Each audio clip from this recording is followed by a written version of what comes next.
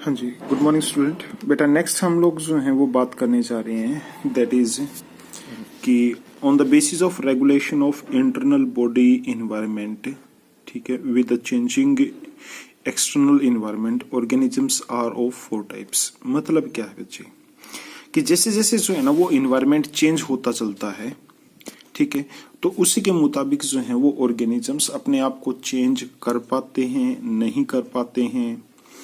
तो उसके बेसिस के ऊपर जो है, ठीक है, जैसे फॉर एग्जांपल टेम्परेचर जो है ना वो इंक्रीज हुआ, ठीक है, और कुछ ऑर्गेनिजम्स ऐसे होंगे हमारे पास में जो टेम्परेचर चेंज अपनी बॉडी का कर लेंगे, कुछ ऐसे होते हैं जो नहीं कर पाते हैं, कुछ ऐसे होंगे यहाँ पर कि जो उस जगह से दूसरी जगह पर चले जाएंगे, क्योंकि वो जो चेंजिंग इन्वायरमेंट कंडीशन है, मतलब जो टेम्परेचर चेंज हुआ है उसको वो झेल नहीं पाते हैं, इसलिए वो दूसरी जगह चले जाएंगे, ठीक है। या कुछ ऑर्गेनिजम्स ऐसे होते हैं जो अपनी एक्टिविटीज को सस्पेंड कर देते हैं, ठीक है। मतलब क्या हुआ, जैसे फॉर एग्जांपल हमने 11th क्लास में बच्चे पढ़ा था, दैट इज जो हाइबरनेशन होती है, एस्टाइवेशन होती है, ठीक है, उसके बारे में हम लोगों ने स्टडी किया था। तो सबसे पहले आता है आपके पास में यहाँ पर इस वीडियो के अंदर हम लोग जो हैं वो उन सभी की बात करेंगे। तो सबसे पहले हम बात करते हैं रेगुलेटर्स की, ठीक है। रेगुलेटर्स ये वो ऑर्गेनिज्म होते हैं जो अपनी बॉडी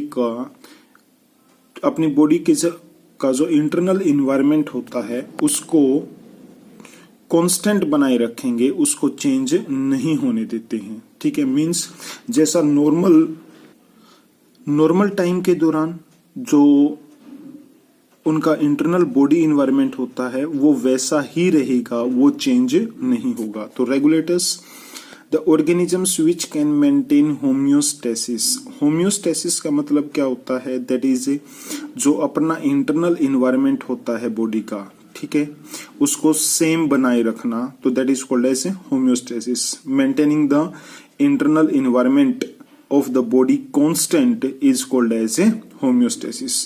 तो जो ऑर्गेनिज्म का जो इंटरनल इन्वायरमेंट है, ठीक है, उसको जो है वो सेम बनाए रखते हैं with the help of physiological means. और फिजियोलॉजिकल मीन्स जो है वो हमने बात की थी और अभी भी हम बात करेंगे। फिजियोलॉजिकल मीन्स होता है जैसे सर्दियों के दौरान जो है वो क्या होता है, हमारी बॉडी शिवर करने लग जाती है, और गर्मियों के दौरान जो है वो स्वेटनिंग होने लगती है हमारी बॉडी के अंदर, ठीक है। तो फिजियोलॉजिकल मीन्स के थ्रू जो है ये अपने बॉडी के इंटरनल इन्वायरमेंट को जो है वो कांस्टेंट बनाए रखेंगे with the help of physiological means. Example आपके पास में all birds, mammals, lower invertebrates and vertebrates. Next होता है बच्चे कन्फर्मर्स, ठीक है। तो ये कौन से ऑर्गेनिजम्स होते हैं, ये अपनी बॉडी का जो होम्योस्टेसिस है, यानी कि जो इंटरनल इन्वायरमेंट है उसको कांस्टेंट बना करके नहीं रख सकते। तो क्या करेंगे, इनकी बॉडी का जो इंटरनल इन्वायरमेंट है वो जैसे ही टेम्परेचर या कोई भी एक्सटर्नल इन्वायरमेंट हो, ठीक है, उस एक्सटर्नल इन्वायरमेंट के कारण रिस्पॉन्स करेगा और इनकी बॉडी के अंदर चेंज आएगा। तो conformers the organisms which are not able to maintain their constant internal environment are called as a conformers. इसके अंदर एग्जांपल आपके पास में जो 99% मैमल्स होते हैं और जितने प्लांट्स होते हैं वो वो कन्फर्मर्स होते हैं, ठीक है। अच्छा जी, नेक्स्ट उसके बाद में हम बात करेंगे बच्चे यहाँ पर माइग्रेशन।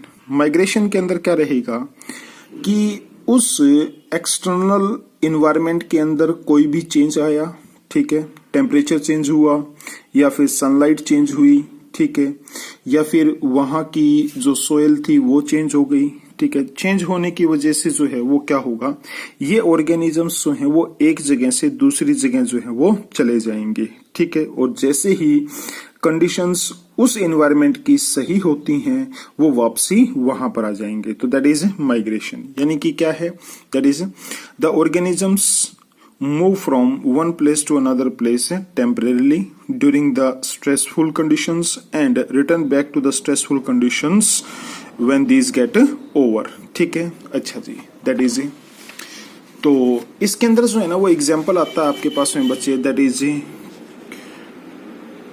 क्यूलडेव नेशनल पार्क जो भरतपुर राजस्थान के अंदर प्रेजेंट है, ठीक है।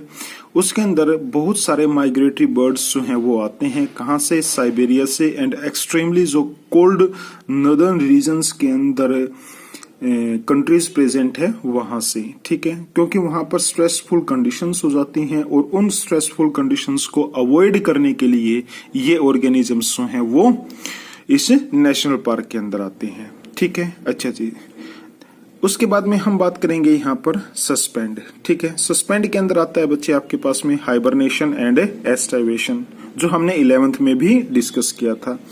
हाइबरनेशन क्या होता है आपके पास में, that is also called as the winter sleep.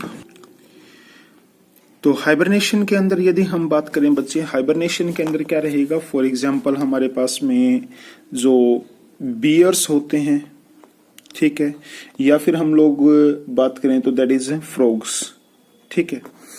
अच्छा जी, सर्दियों के टाइम में है ना, ये बहुत ही कम जो है वो बाहर निकलते हैं, ठीक है। ये अपने बिलों के अंदर जो है वो चले जाएंगे और ये वहीं पर रहेंगे कुछ टाइम के लिए, तो that is called as hibernation. The period of dormancy या inactivation during the winter period is called as hibernation. While aestivation क्या होता है, यदि ऐसा ही कुछ ऑर्गेनिजम्स जो हैं वो समर के दौरान ऐसा करते हैं तो दैट इज कॉल्ड एज एस्टाइवेशन या फिर समर स्लीप, ठीक है। तो इसके अंदर यदि हम बात करें एग्जाम्पल की तो दैट इज कुछ फिशेस के अंदर जो है वो ऐसा होगा, सम फिशेस के अंदर।